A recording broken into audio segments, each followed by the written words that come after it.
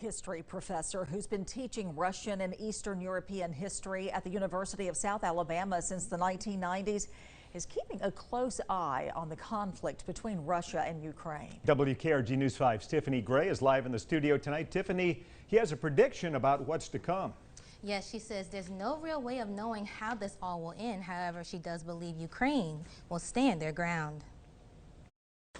Professor Kozlowski believes Russia's invasion on Ukraine Thursday has a lot to do with Vladimir Putin throwing around his power and the access to resources such as waterways and ports. Were Russia to advance into Ukraine, Ukraine would lose all the freedoms that they have been building for 30 years. The history professor says Ukraine is a sovereign democratic state that emerged following the collapse of the Soviet Union in 1991. Since then, Ukraine has developed free press, free elections, and freedom of religion. Democracy being a government Putin is against. Democracy in Russia has weakened under Putin, particularly in the last 10, 15 years.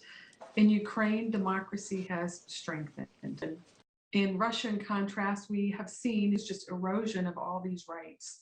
So we have seen dissent suppressed in Russia. We have seen censorship of press. Kozlowski says it is hard to tell how this will all unfold because Ukrainians don't want any part of Russia's attack on their democracy, and they're ready to fight to keep their freedoms. Consensus seemed to be that Ukrainians are digging their heels in and that they are ready for a long fight.